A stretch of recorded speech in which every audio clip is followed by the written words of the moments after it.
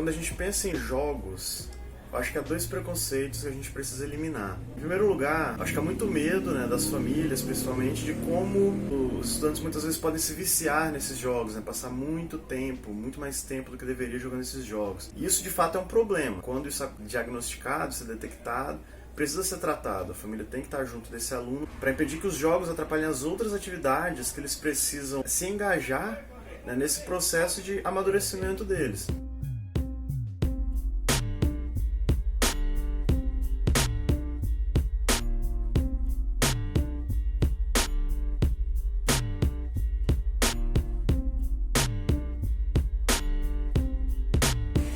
O outro preconceito é a ideia de que o jogo ele é sempre um divertimento vazio ou é um jogo educativo que não diverte ninguém. Eu acho que a gente precisa superar um pouco essa dicotomia. Um jogo, a primeira função dele é ser divertido. Se o jogo não for divertido, ninguém vai querer participar dele.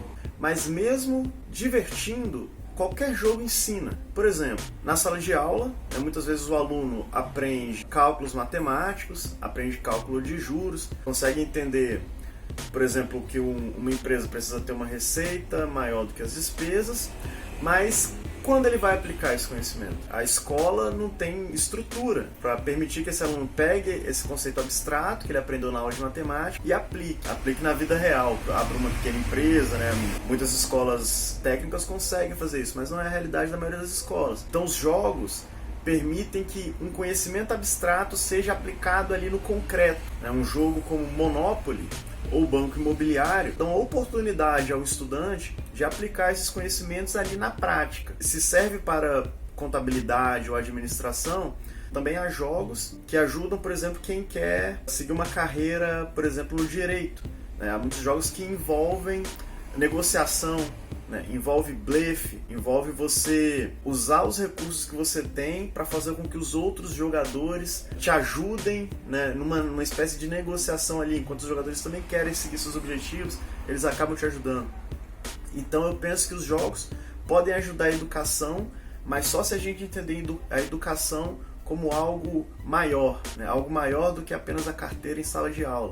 Entender a educação como um movimento multidisciplinar, um movimento que abarca diversos saberes e diversas práticas que escapam ali do livro didático e da cópia do quadro.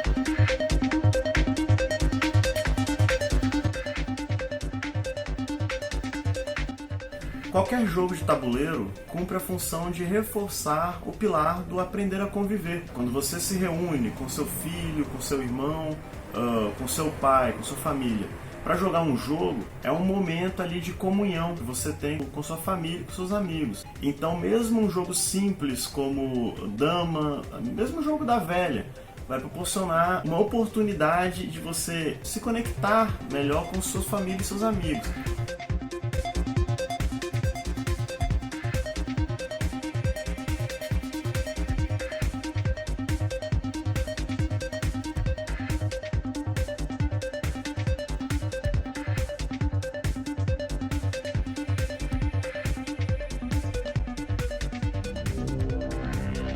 Do ponto de vista do aprender a conviver, absolutamente qualquer jogo de tabuleiro é recomendado.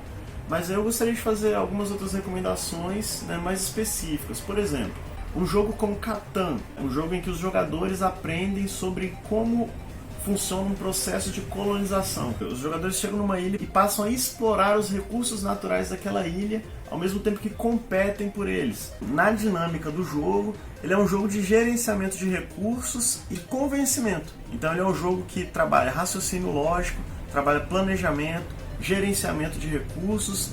E um outro jogo que eu acho que é bastante recomendado é um jogo chamado Pandemic. Se a gente voltar para aquela discussão sobre como alguns jogos podem ajudar o aluno a transformar um conhecimento abstrato da sala de aula em algo concreto, o Pandemic talvez seja o melhor exemplo disso. O Pandemic é um jogo em que os jogadores precisam evitar uma pandemia global. Ele tem uma mecânica interessante em que não basta, né, você desenvolver uma cura para uma doença. O Pandemic nos mostra que uma epidemia, né, principalmente nos dias atuais, é um problema de todos nós.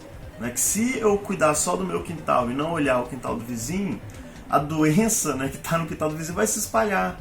Né? Então ele mostra como os processos de contaminação são globais. Tão importante quanto buscar a cura de uma doença é a sua prevenção, para que essa doença não se espalhe e não vitime ainda mais pessoas.